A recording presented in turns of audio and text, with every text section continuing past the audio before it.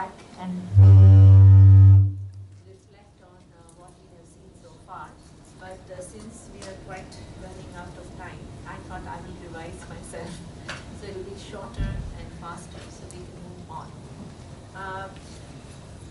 As the Prashnopanishad starts with the 6 students coming to a teacher and asking that they wanted to learn something about life, which they otherwise cannot arrive at with their 5 senses and inference along with it.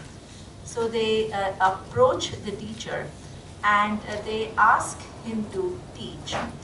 And the teacher sends them back saying that this kind of an inquiry requires a certain preparation. So that means if you want to study a PhD in physics, you first need preparation. Similarly, looking into something which is so big in nature and so fundamental in nature and so deep in nature, you need a certain type of mind. So go spend 1 year preparing yourself. So what are the 3 things that were talked about as a preparation?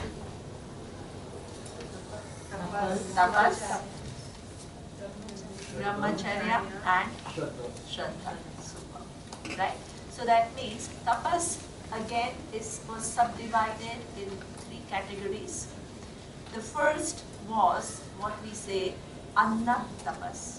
Anna tapas means you have to be mindful about what you eat and your relationship with food has to change. Respect for food.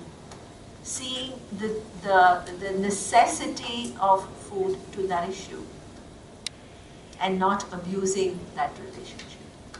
So that is the first thing. Why is Annam so important? Because that's one activity that we all do 3 times a day. And the attitude we have towards that. See, how you live your life is accumulation of attitude that you have towards things. You can't just develop good attitude just like that up in the air. You have to start with concrete things in life which are doable. So that means that was one type of tapas. The second tapas was vak tapas. Vak tapas means generally what happens is we don't give much of a thought to how we speak and the impact that our speech can have on others. Really, we don't think. That's how we, with the best of the intentions, we end up hurting so many people. So I went to our center where I've studied at Arsha Vidya Gurukul, and in the temple they have started a new chant, and the chant is Samvada Suktam. What is a Samvada Suktam? You are praying that let my speech be samvada. Vada means not just talking. Samvada means I talk sense. In order for me to talk sense, I have to think properly. And in order for my words to carry any weight, I need to have a certain depth in my being. I keep telling everyone that, at the time of when we were under British rule, there were so many people who wanted independence. And so many people can say, okay, now let's all, rise and fight against the British. But what was it in Mahatma Gandhi which gave strength to his words? They were same words as everybody else's words.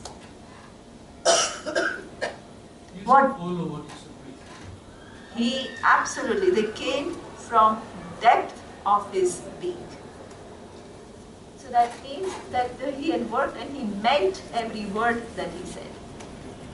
And he had worked with that kind of on himself enough. So that means you can be saying the same thing, but your words begin to carry weight. And that means that you have a certain depth of being. So that is what we want to accomplish through Vak Tapas. The third thing, Manas Tapas. What is Manas Tapas? Manas Tapas is a certain amount of working on your mental thought processes. You cannot get your speeches right. You can't get your attitude towards your food right until you work on what? Search your whole mind thought processes. We are not trying to please understand. We are not trying to control each thought. That will make your life so miserable, because you are constantly so afraid of what your next thought is going to be. You want to work on knowledge and wisdom, which will embellish your mind so much that you automatically are aligned and your thought processes are automatically aligned to what is. That is really what you want to accomplish. Otherwise, it becomes very pseudo, that imagine every sentence that I speak, I have to sit and think, oh my God, is it right or not? That will make life so difficult, right? So unnatural. So that means your thought processes need to undergo change. Then speech will follow. And as the thought processes undergo, how will your thought processes undergo change? They will only undergo real change and not a pseudo change when you understand something more about life and see a much bigger picture. So that means meditation for Vedanta is a practice where you listen to the teaching and you stay with the teaching. You process the teaching when you are alone with yourself. This is called meditation. Meditation, according to Vedanta, is not just thoughtlessness. It is not just watching your thoughts. It is really that inner reorientation. After listening to these great words of wisdom, you spend some time with yourself in reorienting yourself. You have to do that. And this is why I'm so happy that if Mukesh Bhai makes us all sit after the class, and that will give you some time to go over what we have seen in the class before just going out and getting involved in activities. That's a very nice thing to do. So this is what we call three tapas. Then what was the second thing was brahmacharya. What was brahmacharya? Brahmani charitum sheelam. Yes, yeah. So what it then means is that in your life you have many different priorities, and that's not natural and it's normal. And when you have so many different priorities, getting this big picture seems like, there is no immediate short-term benefit to me. It seems like that initially. From this position, you have to see how important it is, that bigger perspective that you get in life, how important it is in your conducting your life and making series of decisions that you take in life. The more you see its value, the need for this knowledge begins to occupy a bigger and bigger priority. This is called brahmacharya. It's not something that you do when you have nothing else to do. It's not a holiday that you're here for. It's not just chatting with people that you're here for. That is fun. That is not a problem. But that's not what you're here for.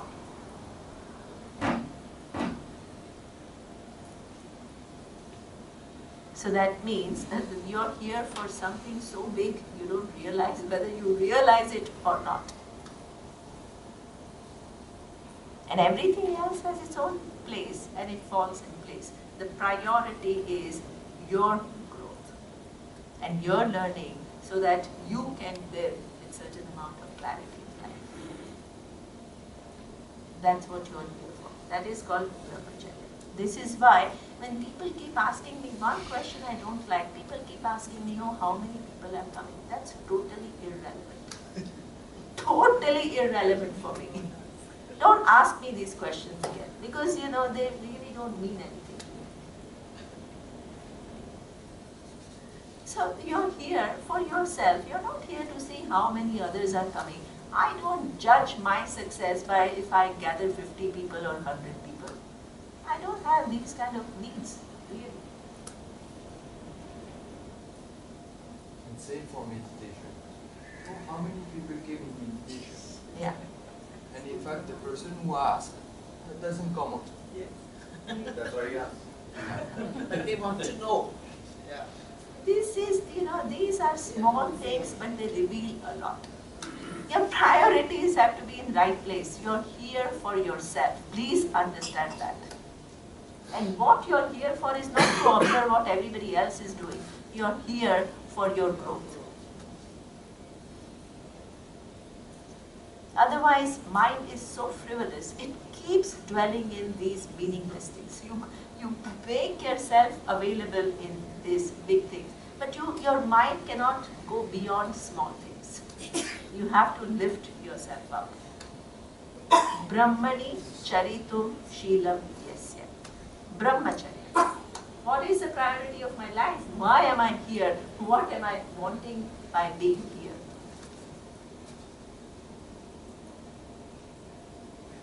The third is what? Shraddha. What is Shraddha? The Shraddha is what? Certain amount of openness with reference to what is going to be told. Because we all have somehow, up to now, thought about life in our own way.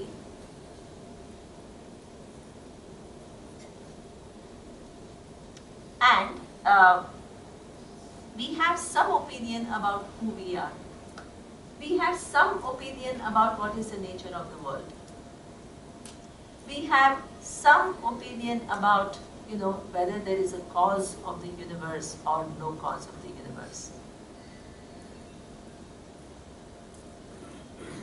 And what this teaching is going to do is, in some ways, contradict what we have predicted. If we already knew everything, we don't need to be here. So that means we have partial understanding or sometimes not understanding of things. And when the teaching happens, it may contradict what we already know. Now, there is a natural system in us. Whenever something else, the external input, contradicts what we know, there is a natural tendency of the mind to what? Shut off, block. Because we are not able to receive new information, and we are so comfortable with our partial understanding or sometimes non-understanding of things. So your ability to put everything aside, I think somebody told me that, who was it? That you really need to put everything aside and just listen to this for the time being and follow the logic. You said it. And you will see the wonder that this teaching will do for you. So that means this particular openness, this is what we call openness. That is called Shraddha. So these are the three things that the teacher asked the students to work on. The students worked on that growth for 1 year. For 1 year, they went back to the teacher, and then the teacher said, okay, now I will begin to answer your question. The first question was what? Where does this universe come from? That's not a small question. That's a big question. So that means if I have to approach the question, how would I start? the starting point was something very, very logical. And something which is, you start your inquiry with a certain model and then you extrapolate.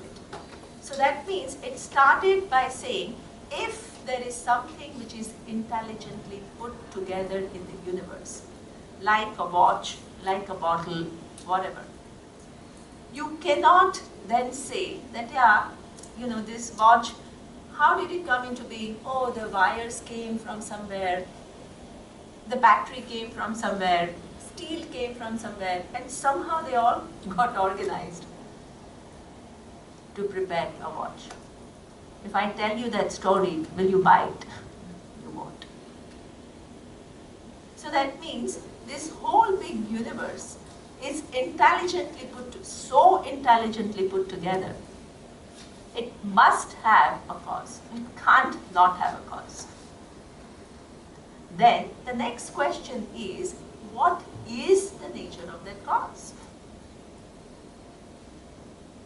Then you use second logic and you say, okay, the maker of anything has to have what?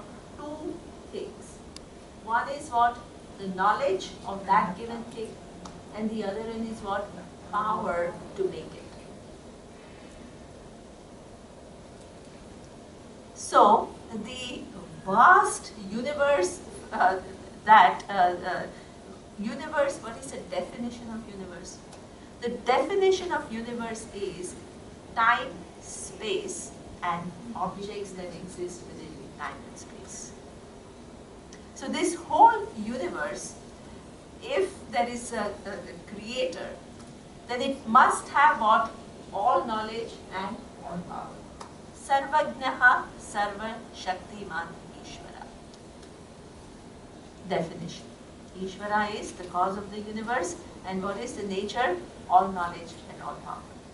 Then the next question comes, how does this all knowledge and all power create this what? This planets, the mountains and all. What is the material from which it created everything? Material. We need material. A pot maker needs what? Clay. So what we saw is, in this world which is already created, there can be what? Two causes which are distinct from the other. What does it mean? The pot maker is different from clay.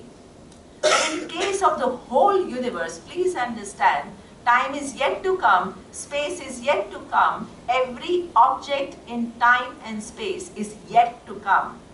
What could be the material from which this all knowledge and all power created the world? Tell me.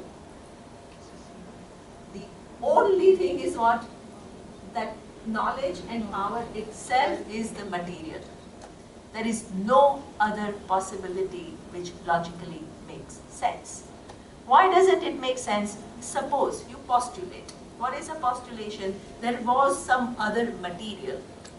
The existence of other material implies what? There was already time, space, and object.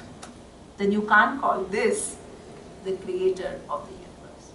You have to follow the logic.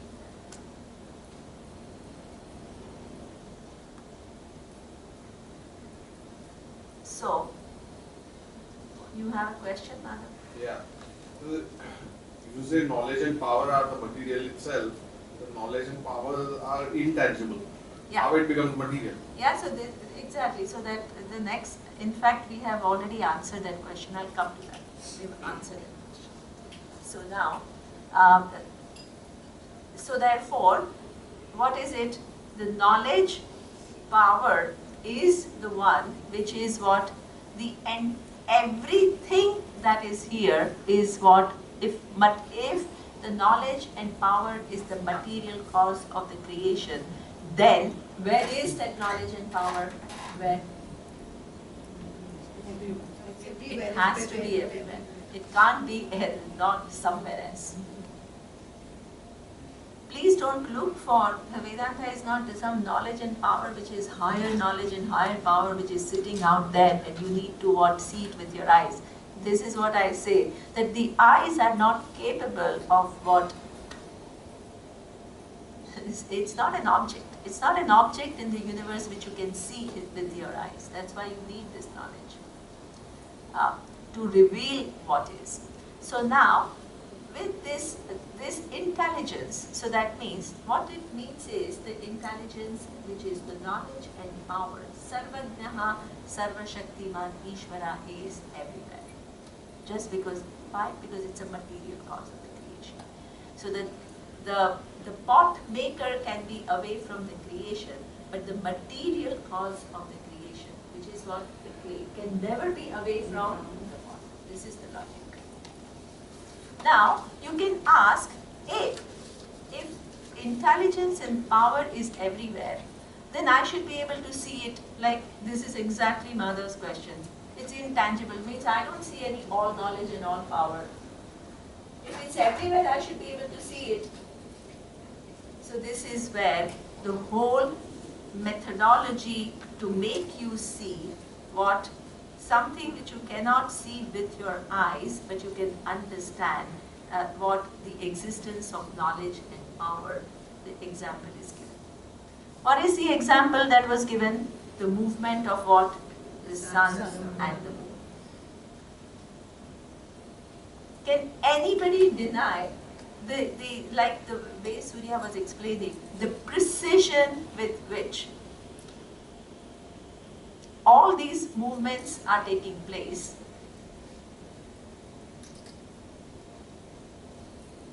And while these movements are taking place, what is happening is a center stage is being created for what? The beings to interact with the world. The movements of the sun and moon create what? The southern and northern hemisphere. They create year, they create months, they create days, they create seasons, they create high tide and low tide. And through this movement, what happens is the interaction with the universe becomes possible. What does it mean? That stage, within that stage, there are lots of species. And what then, there is an interdependence. So suppose I'm born, I need water, I need food, and then what? There is a participation of sun and moon through seasons and through giving water, and the earth to do whatever it is doing for you to what? To get your vegetables, get your drinking water, get absolutely.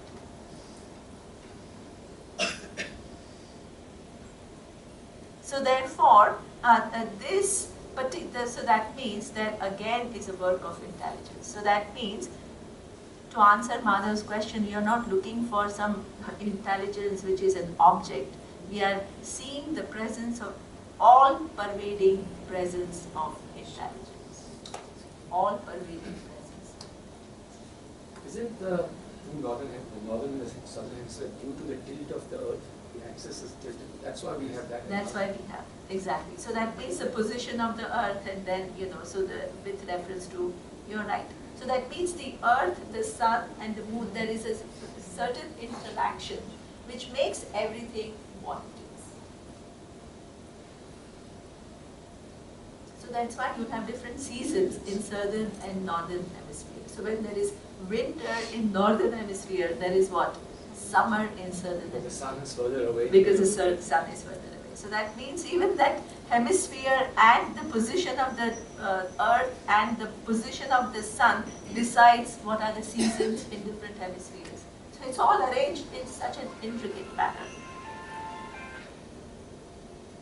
Today there was an interesting article. Stephen Hawking, he's declared today that there is no God. And he said, if you want God, then the scientific laws of nature is God. So,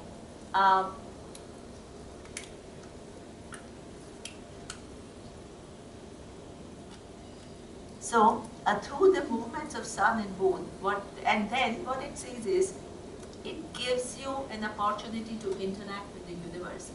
And depending upon how you have interacted after this life, there is also what? Two margas. One is the sun marga and the other one is the moon marga, through which you go to different lokas. So that means the position of the sun and the moon not only enable your interactions, but also then what? Depending upon your interaction also decides where you go after here. Then the next question, that was the first question. The next question was, okay, what is this, this so-called intelligence? You can say it's a material cause and you can say that it governs everything. But how did, first of all, you can say it governs the sun, it governs the moon, it governs the earth, all the rotations and what happens as a result. But how did it create this intelligence? How did it create the sun and the moon and the earth in its first place? Then this answer was, what was the answer? Through the 5 elements. The entire universe that you see is a different permutation and combination of 5 elements. So that means if you look at anything in this world, so you have these 5 elements which are air, fire, water, space and earth. So that means, suppose you look at a human body, you will find these 5 elements. It's not something which is a matter of belief. This is why whole of Vedanta is demonstration.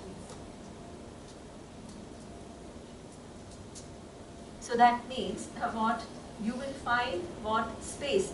Your body is existing in space.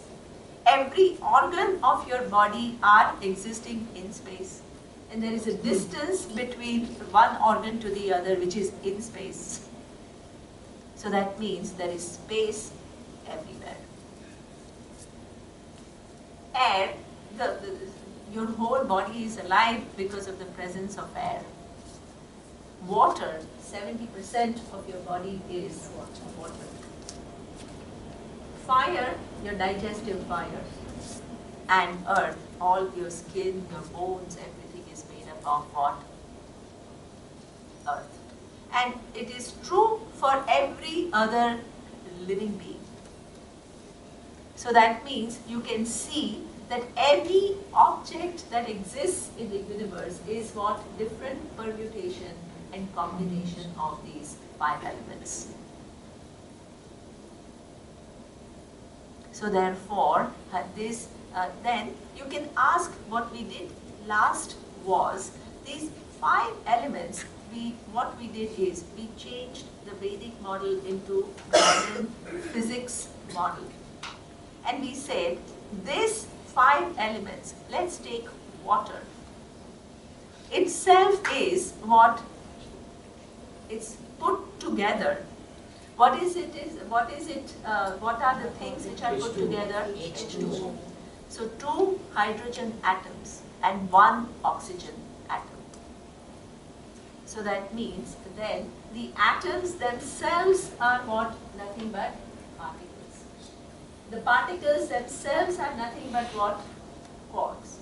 And at some point, any quantum physicist will tell you there is nothing which is tangible, which is remaining, that you can see. That's why quantum physics is mostly all mathematical formulas. So they are looking for one given object, which is a building block of the universe, and they will never find it, because what? That itself depends upon something else, something else, something else. So what Vedanta says is, the building block of the universe is not a given object, it is what? The intelligence. from that intelligence, the smallest of the small particle comes into manifestation. And that small particle, because of the intelligence, what? They combine, different particles combine together, which is a work of intelligence, to what? Create atoms. The atoms combine and create what? Different objects. So this is where you see that everything collapses into intelligence, and everything, any object that you see as sophisticated as human body is actually nothing but putting together atoms and particles, which then make cells, then cells make organs, organs make, this whole body. It's a all the way work of intelligence at every level. It's not that the intelligence is only down below and everything else just happens. At every level of organization, there is what? Additional properties that are gained. And at every level of combination, there are additional properties which are gained. So that means, that shows that actually all these different objects are nothing but what? Work of an intelligence, putting things, the most minutest things together, and at every level of assemblage, it gets what? More and more tangible properties. So therefore, this is what we saw. How does it change my life? If you really look at the whole universe as a work of one intelligence, Ishvara, then this division with which we live, me versus the world, if you live with this vision of me versus the world, you become how big? Tell me. You become nobody.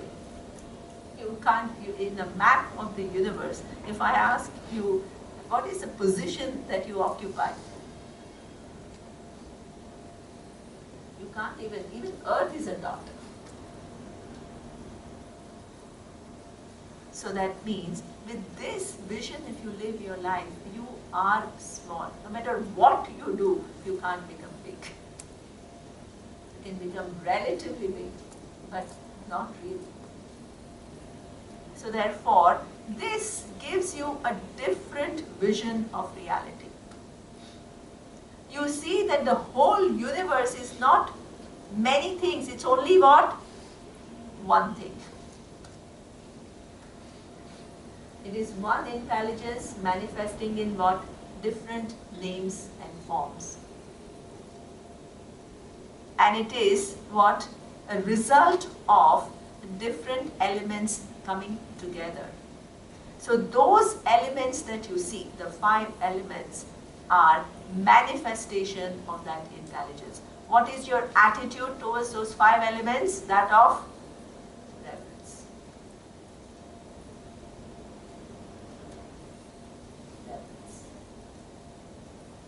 Because your understanding has undergone a change. Now, the next thing that changes for you in life is those 5 elements. If I give you those 5 elements and say, okay, you create a human body, you create a mountain, you create a river, I'm giving you 5 elements. Nobody can. So that means those 5 elements are not just randomly coming together, they are so intelligently put together to create what? 3 kinds of differences. What are the 3 kinds of differences? Sajatiya Bheda, Vijatiya Bheda and Swagata Bheda. So that means, what is Vijatiya Bheda? One species is different from the other. Within one species, what? Every member of the species is different. And within one object, which is one body, there are so many different parts. Swagata Bheda. Now, and things are done in a way that things are constantly changing. It's not like the same air, same water, same, right? So that means things are in a flux. Things are in a flux, and there are three things which are happening continuously. One is new things are coming into being. What does it mean? All the lovely food that you ate yesterday was what already digested, assimilated and gone. The new food that you have eaten for breakfast is what? Getting assimilated. So that means new things are born every second. This intelligence is able to produce new moments every second. This power, we give it a name. And what is the name? Brahma.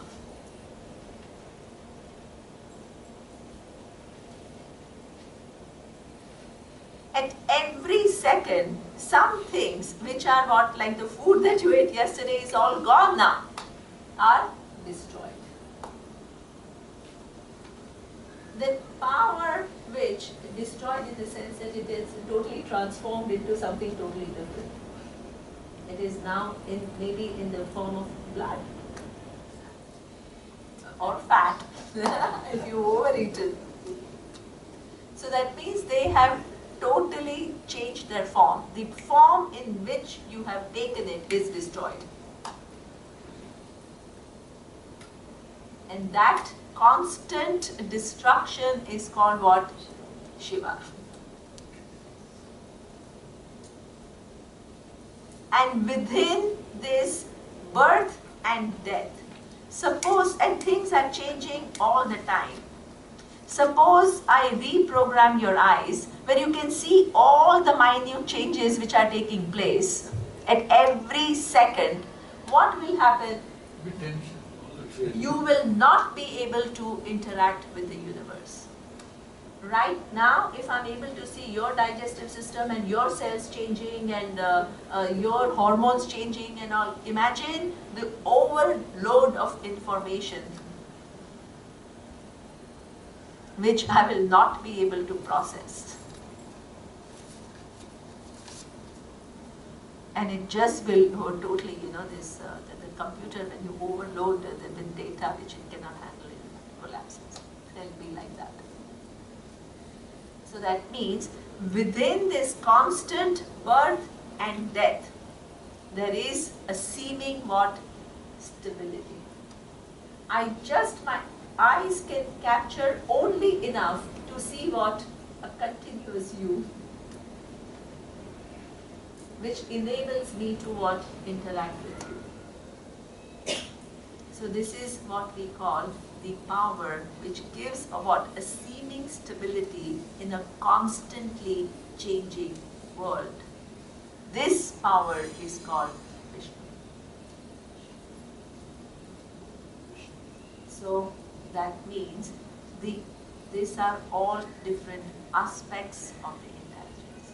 The 5 elements are the manifestation of intelligence. The power which organizes those elements in a way that they make meaningful creations are also what? Work of the same intelligence. They get different names, different aspects, because this intelligence which seems abstract to you initially has to become what? Real for you.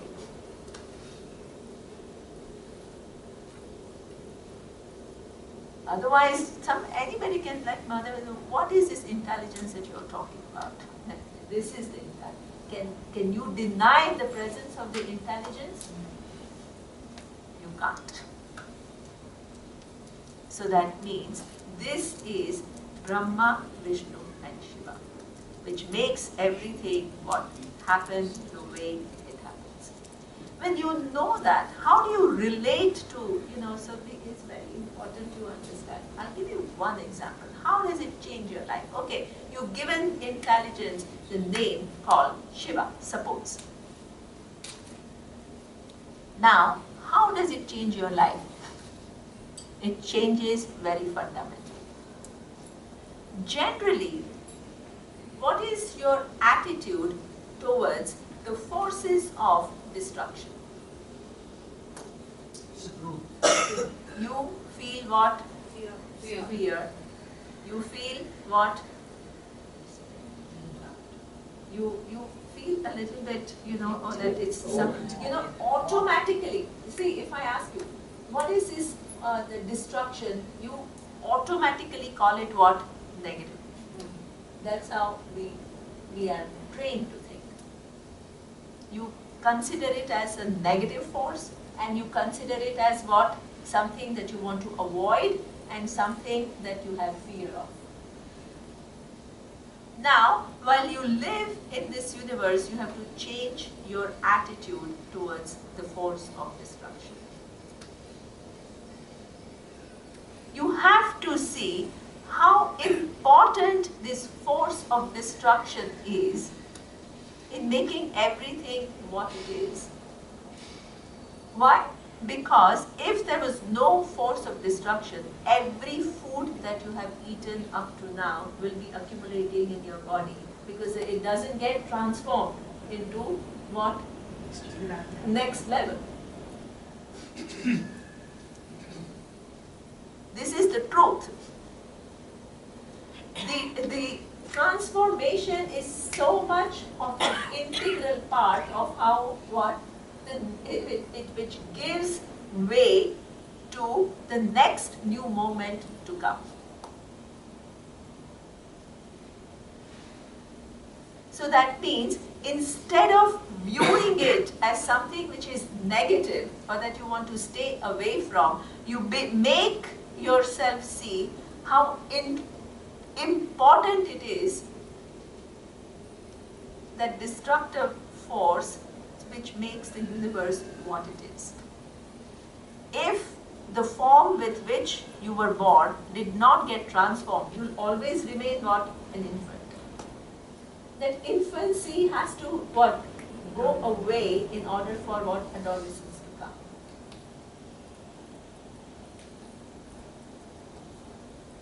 That adolescence has to go away in order for what?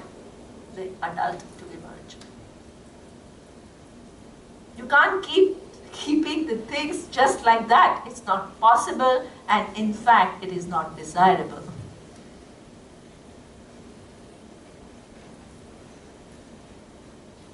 Once you see the presence of this force and how essential it is for the world to run the way it runs, instead of trying to stay away from it, what you embrace it as what? An essential part of being. After doing so, you don't stop there. You actually use this force for your well-being. That is what we call conversion, transformation. How do you use this destructive force for your benefit? This is what we call intelligent living. By learning new and destroying old thoughts. Excellent. You ask the, suppose, right? You have a feeling of, let's say, sadness. You ask the force of destruction to what? Destroy what? Your thoughts of sadness. You're using it. Please understand, instead of being afraid of it, you acknowledge, you understand its importance, and then you use it for your well-being. This is how this whole Vedic understanding, it changes your way you live in this world. You ask for help to destroy all your, whatever it is, and ultimately, as you said, ignorance. The veils and veils and veils of ignorance through which we keep viewing the world in such a kind of a tangential way and can't get the totality of things. So that means that is the best way, it's a conversion.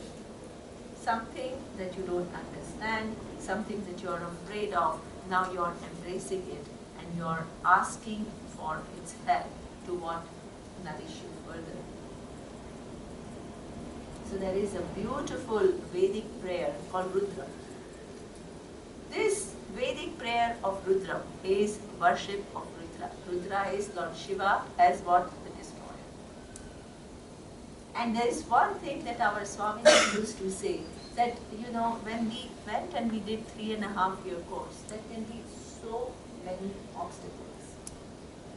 Because not everybody comes, after doing tapas, brahmacharya, shraddha. We are all lacking in so many ways when we get there. And if you are not totally prepared, it will what? The study cannot be fruitful.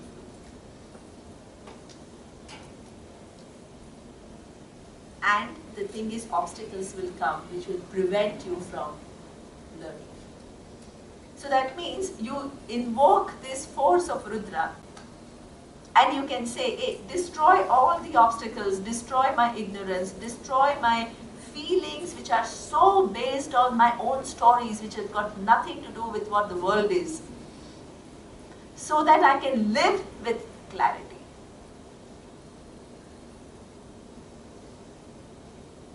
My feelings of isolation in this universe has to be converted into what? Some very deep connection with everything else.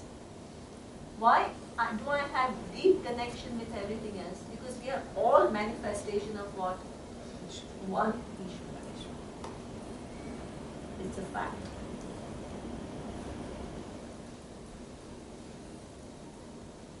So therefore, your isolation, feeling of, oh, nobody cares for me, nobody loves me, and all that, it has to give away. Not because you want to now fight that feeling and, implant new feeling. You understand what all that is here is Ishvara. That understanding naturally what? Naturally takes away your sense of isolation.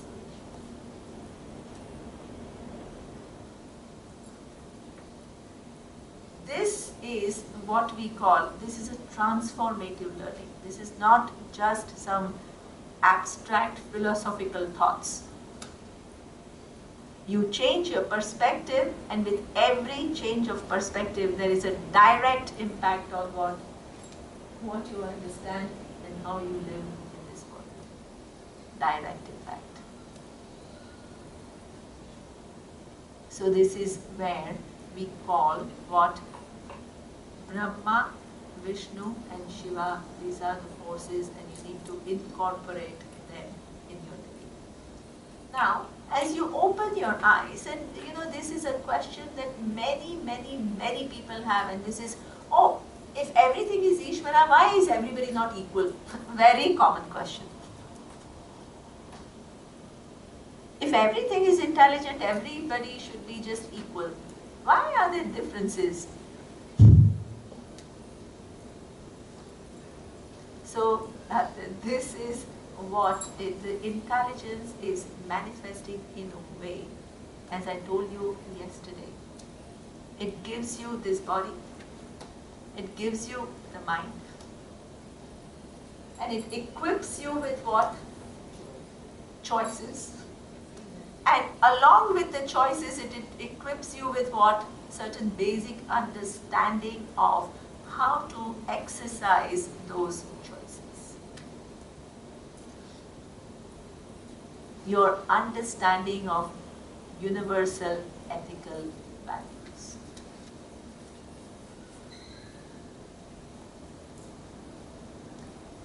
Now, given the choice, sometimes tricky situations happen.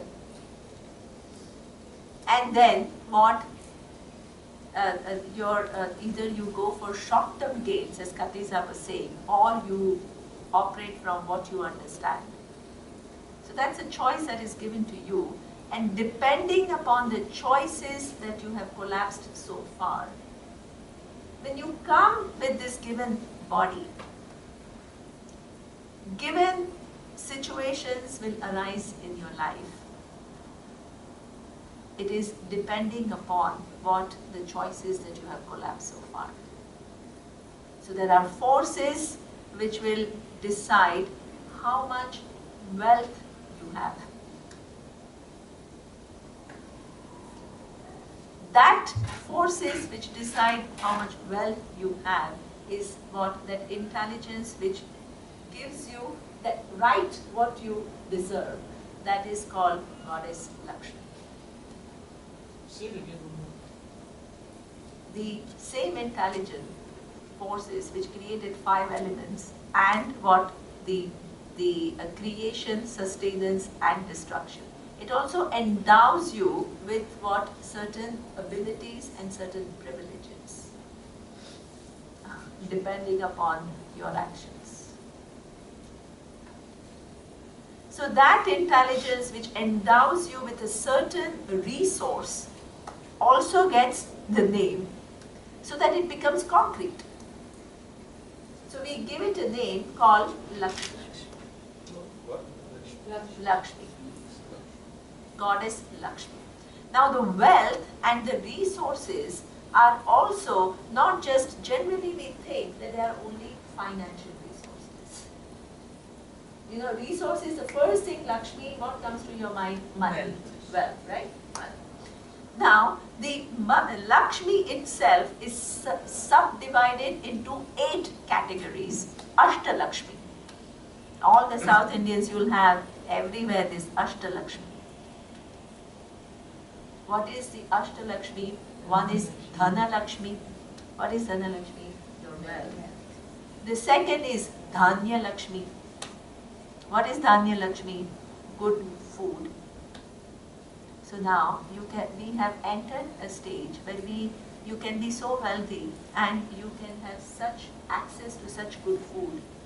But you are only obsessed with, having some figure of some impossible zero figure. And you deny yourself all the food that is available to you. Somewhere you lack grace. You're not able to enjoy the resources. You need Dhanya Lakshmi. Not only, or sometimes you can be living in the US and eating all frozen foods. Lot of money, but no Dhanya Lakshmi. You need that resource. Everything is meant for you to have good relationship and flow in this life with this, looking at this amazing beauty of the universe. You have to grow to be that person. Dhana Lakshmi, Dhanya Lakshmi, Griha Lakshmi. Griha Lakshmi means good home. What makes a good home is not just the antiques that you have collected. It's beautiful. I'm not against collecting antiques. It's beautiful. Nothing wrong. Nice furniture, wonderful.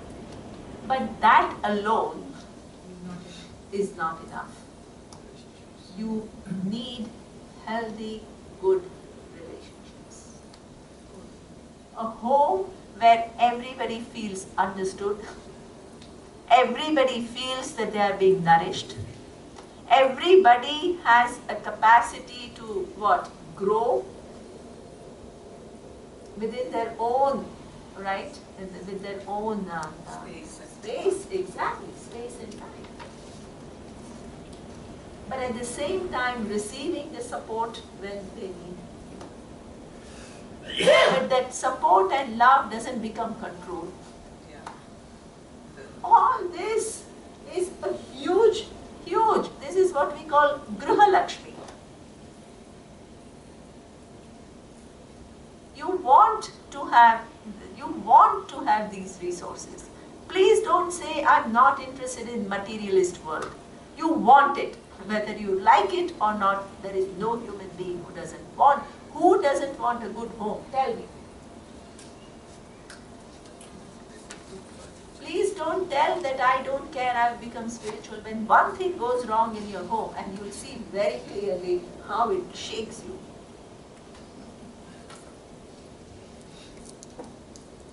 This pretend pretense of, not being affected is a destructive thing, I'm telling you.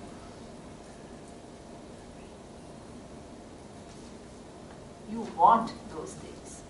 You want to live a good, healthy life.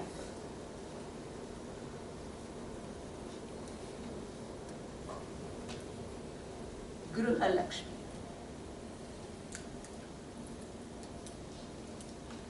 Then what the other thing is Bhagya Lakshmi. Suppose you have food and you have what? A good certain amount of wealth, and you have good relationships. But you don't have good bhagya, in the sense that, oh, there are hundreds of litigations. Suppose you haven't lost your wealth, but there are litigations. You're what? Caught. You have everything, but here you have no leisure to enjoy anything. Bhagya Lakshmi. You, this morning, when we did meditation, we chanted what? All the four, we invoked the grace of all these through Vedic chants. Really we need it. Durga, Shri, People who missed it, they won't get it. Saraswati, Medha, and Bhagya. Bhagya Sutta. You have to ask for it. So, therefore, this is really, this is something which is Bhagya Lakshmi. Aishwarya Lakshmi. What is Aishwarya Lakshmi? Each one of us is endowed with certain powers, certain skills. Either you just let them go waste, or you what? Nurture them, you nourish them, so that what? They come out in full bloom. Just because you are born with certain privileges, certain talents, doesn't mean that what? You have made appropriate use of it. So Aishwarya is what? Talent? Aishwarya is your capacity to convert what? Those latent or basic talents into what? The real manifestation, and using them, your ability to use all the skills and talents that you are endowed with. So you're not an underachiever.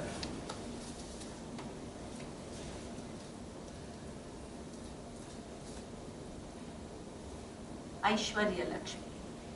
So now you have to, because each one of us, somehow, not everybody has all of this in full measure, but all of us would like it. So that means what? You have to make an effort. And one of the things, as I told you, prayer is what? One of the variables. Prayer to whom? The same intelligence which manifests in the whole universe. So ask for it. Then the next, Medha. There is everybody is also endowed with what? Intelligence. But the intelligence also can be in what? So many different areas. Somebody is emotionally intelligent, somebody has a very high IQ. In that IQ, somebody is a scientist, somebody is a mathematician, somebody. So that intelligence that we are all endowed with, that force is what we call Saraswati.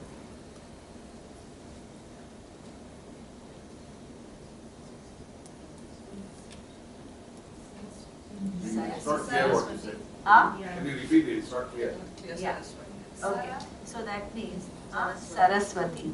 So see, basically this one intelligence, which is not only the five elements, which is not only giving rise to things, destroying things and giving sustenance. One intelligence gets many different things. One is first it gets the name of what? Five different elements.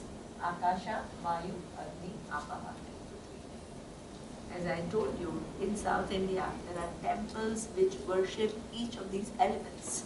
It's Chidambaram. They worship space, but they don't worship space. They worship the manifestation of space, which is what space is, a manifestation of Ishvara. Nobody worships space. We see the presence of intelligence which makes the space what it is. We worship Ishvara. Saraswati is knowledge also. Not, that's exactly what I said. So we worship 5 elements, then Brahma, Vishnu and Maheshwara, then what? Lakshmi, Ashtalakshmi, and then what? Saraswati. Saraswati is what? That force in the universe which distributes intelligence. Intelligence of different types to different individuals and in different degrees. So this is what we call, see, this is where the intelligence which seems abstract in the beginning begins to be what? Concrete.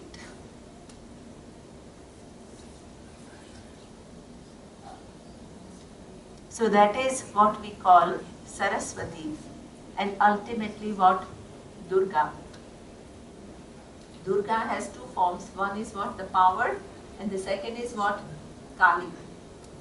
So that each one of us has a power, but each one of us has 2-fold power. One is a very positive power. The other one is what? This dark side of us.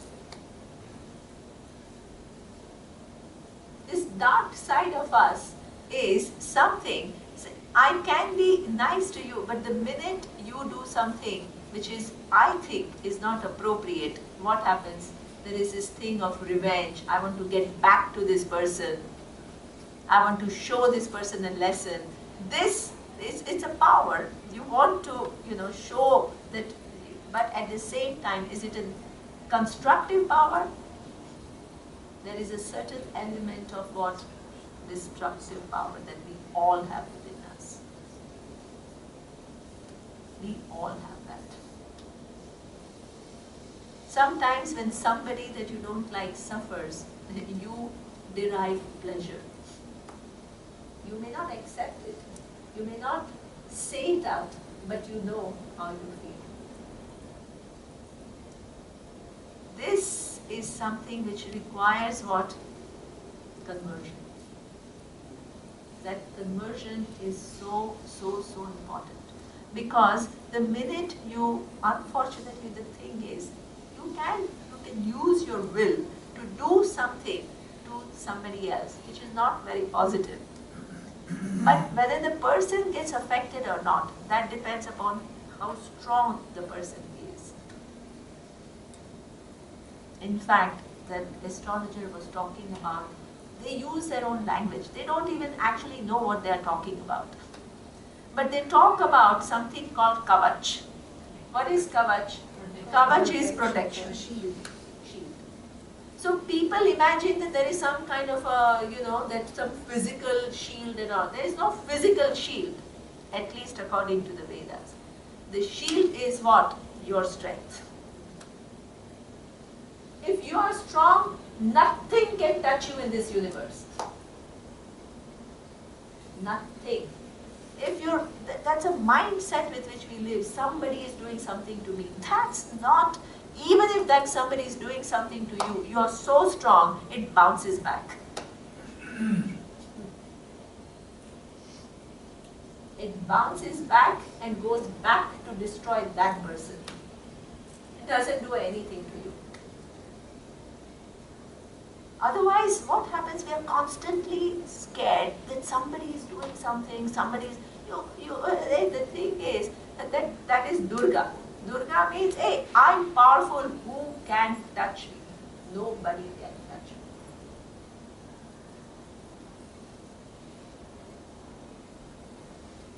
So that is, that you want to invoke that power when you operate from a certain strength. That's the mind.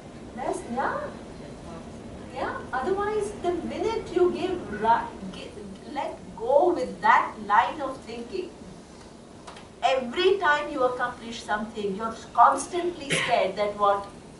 Somebody will have some, that somebody will not think.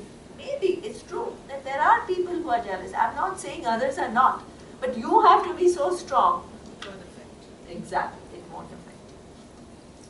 You don't give your power to that. Absolutely.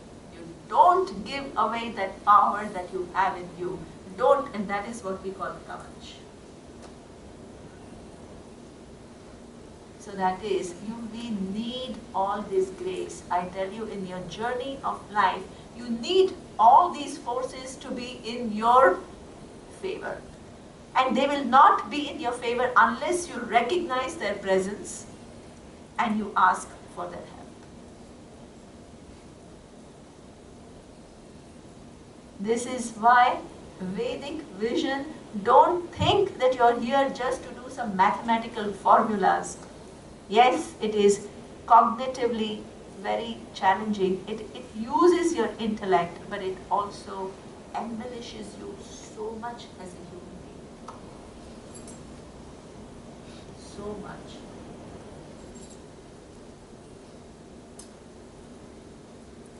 So that means this is all the different powers within which you live. And what you are going through in your life is a reflection of how much you have recognized these powers and how much are you in alignment with all these powers. If you are in alignment, you will see that blessing coming. An astrologer will say your Bhagyasthana is so good. What does it mean? You have lived your life what? So well. You lived it so well. The whole four, you're in harmony with the whole universe.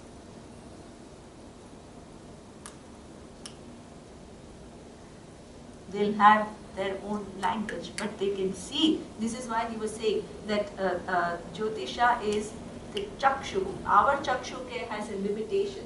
He was not able to explain properly. Unfortunately, he didn't have the skills to explain. But what he was trying to say is, our eyes only can see this. When you use the Chakshu of the Veda, the eyes of the Veda, you can see so far into this person, depending upon the chart, that where they have come from, what kind of punyas they are carrying, what kind of grace they are carrying, what kind of life they are going to have. This is what he was calling what Vedasya Chakshu. Because your eyes are not capable of seeing that.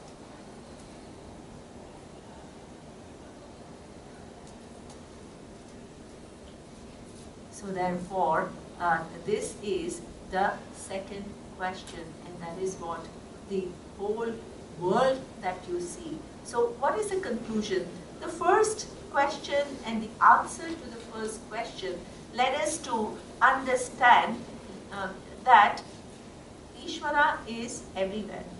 The second question and the answer to second question made us understood that actually this whole universe is nothing but Ishvara.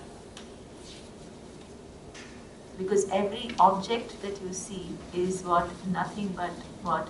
Coming together of different things, different what? At every level of assemblage acquiring new qualities. There is nothing else other than Ishvara. The five elements are not other than Ishvara. All the forces are not other than Ishvara. So that is the second question. Now, yes. We have seven. There are Ashtalakshmis, right? Oh, Yes. The eighth one is which one? Okay. No, that is Gajalakshmi. And Gajalakshmi, by the way, Nandini, is funny Lakshmi. I mean funny in the sense that it is Gajalakshmi is, Gaja is elephant. But the elephant stand for vehicles. So that means, the kind of vehicles that you will have. So that is also, the transportation. So in modern days, it is what? If you are blessed, then what? You'll be driving Mercedes-Benz, Rolls Royce or private planes, all this. Can you repeat the seven? You can have lots of money, but if you're living in New York, you can be traveling by what? Subway.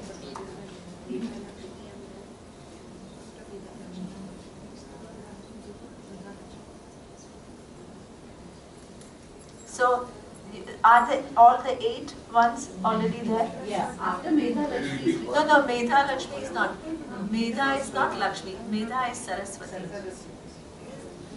They want you to repeat seven. In English, everybody very interested. Let's change the thing.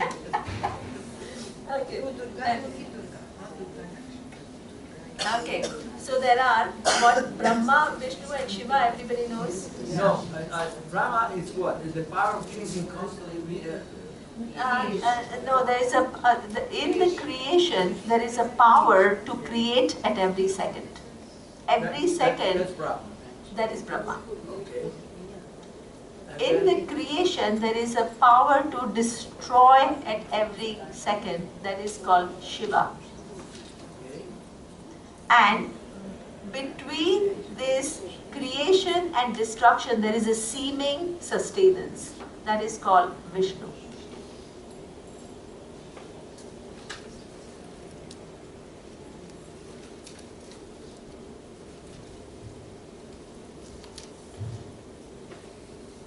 Mahalakshmi.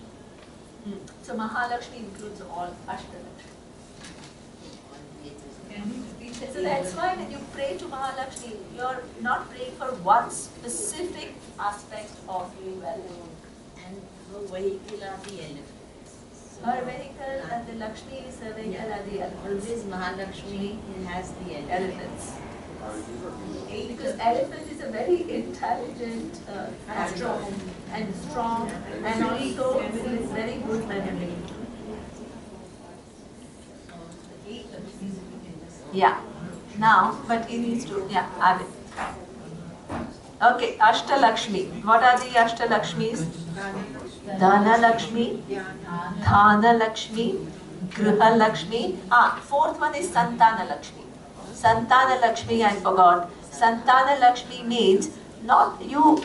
You want everybody who is married. They want children, but they not only want children who are just any, just lost children. Everybody wants what? Good kids. That is Santana Lakshmi.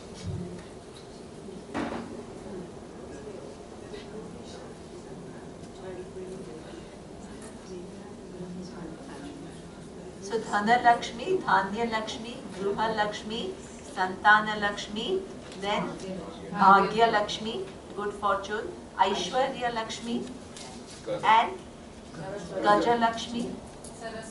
No, Saraswati is another category. That's what you said. Oh, so we got all coming.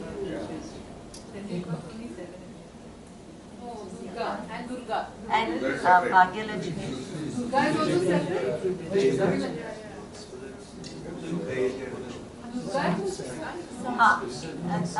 no, Vijaya Lakshmi. Vajra, what is Okay, Can we repeat it? yeah. Vijaya Lakshmi means your ability to have success.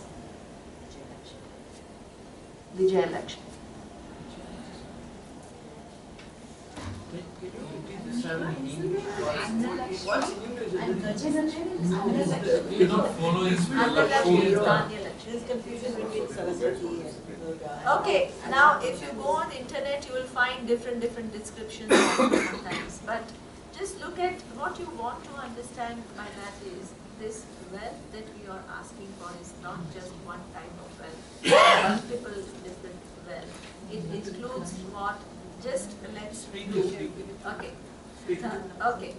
Dhana Lakshmi is what? Wealth. Dhanya Lakshmi is food. Then Griha Lakshmi is good home. Then Santana Lakshmi is good kids. Then you have Bhagya Lakshmi, good fortune. Then you have Aishwarya Lakshmi, which is what? Your ability to use your talents, right? And then this is the 7th, and Gajalakshmi. And Vijayalakshmi. So this is why sometimes they emphasize one, sometimes they emphasize the other. So it doesn't matter. But so Vijayalakshmi means your capacity to convert anything that you start as a success. You can have genius people who work really hard but can't convert their enterprises into success. That requires some grace. I tell you, it requires grace. That is what we call Vijayalakshmi. So many people leave everything halfway. Nothing gets complete. They talk about these projects, many times I meet hundreds of people, so many, and they say, one day very enthusiastic, I started this and I'm going to do this and I'm, full of ideas, very sincere, very this thing. After 6 months I ask them, so how is it going? Oh, no, I dropped it. That means you can't carry through things. Otherwise, you start, then it's too useless.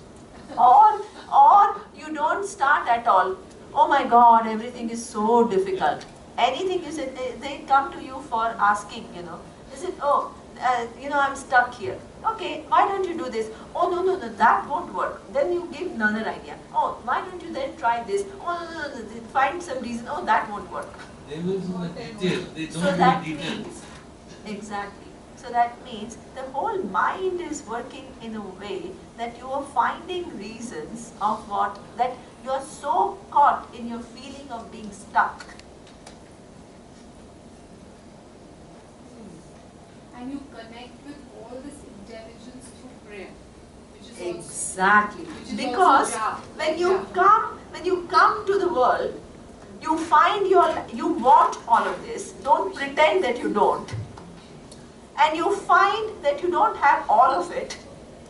So instead of being jealous of this person who has it and put down this other person who has it, what you do is what? Ask for help from this intelligence. For what? Embellish you, give you what you are searching for. So is japa a way of prayer? Is that Japa requires a sankalpa. Sankalpa means you have to tell what you are doing this japa for. You have to say, this is for this. I want the grace of Lakshmi. I want grace of Saraswati. I want grace of what? So that means every Vedic prayer is not just kind of, this is all these pseudo-spiritual. Oh, don't ask for anything. It's not some great thing. Oh, don't ask for anything. That's not a great thing.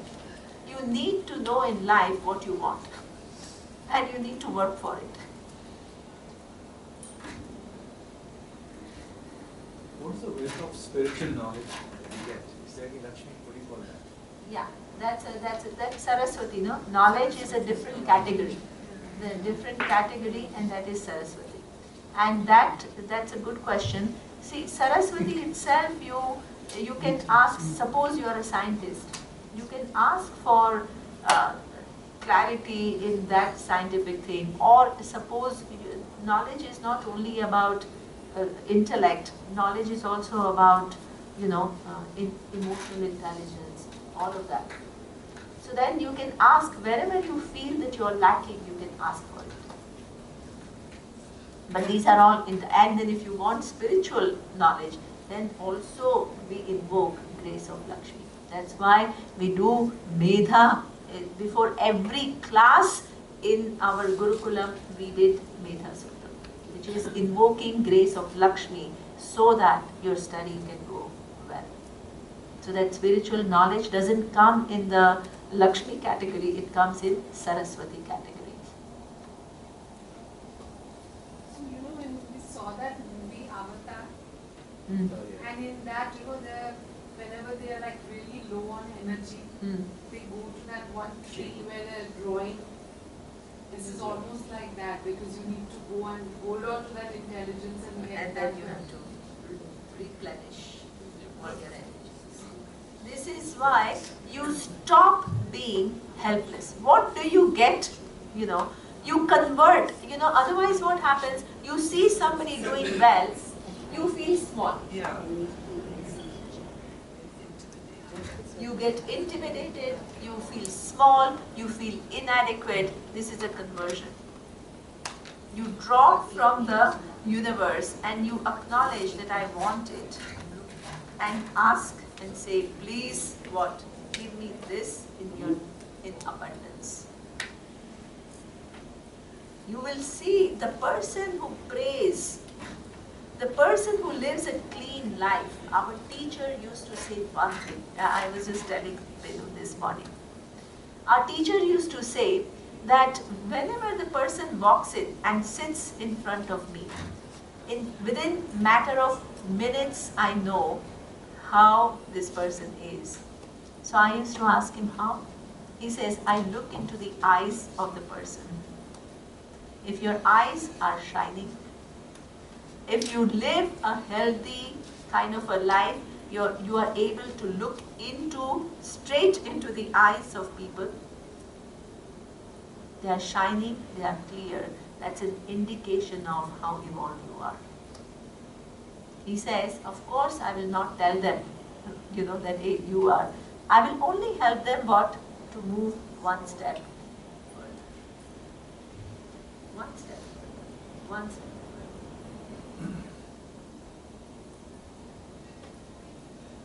So it is not meant for judgment, but it is just meant for what? That helps. Now, at what level you help who? You can't help everyone in the same way, because everybody is what? At a different level.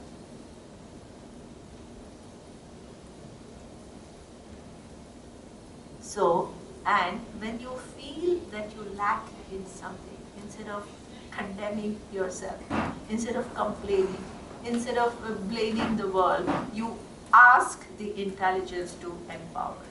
And you'll see where you reach. I'll tell you, you make prayers, a proper prayer. Use the power of prayer in your life. With the understanding that Ishvara is not some one person sitting out there, it's one all-pervading intelligence, which is everywhere.